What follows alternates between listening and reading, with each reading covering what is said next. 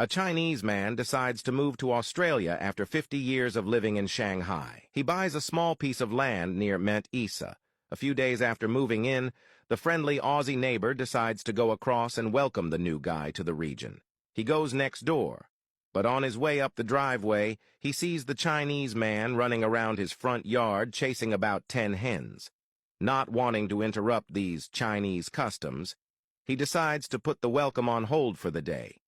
The next day, he decides to try again, but just as he is about to knock on the front door, he looks through the window and sees the Chinese man urinate into a glass and then drink it. Not wanting to interrupt another Chinese custom, he decides to put the welcome on hold for yet another day. A day later, he decides to give it one last go, but on his way next door, he sees the Chinese man leading a bull down the driveway, pause, and then put his head next to the bull's bum.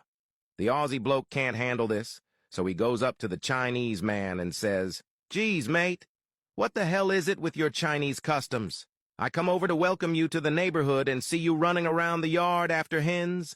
The next day you are pissing in a glass and drinking it, and then today you have your head so close to that bull's bum it could just about shit on you." The Chinese man is very taken back and says, "Sorry, sir. You no understand? These no Chinese customs I doing. These Australian customs." "What do you mean, mate?" says the Aussie. "Those aren't Australian customs." "Yes, they are. Man at travel agent tell me," replied the Chinese man. "He say to become true Australian, I learn chase chicks, drink piss, and listen to bullshit."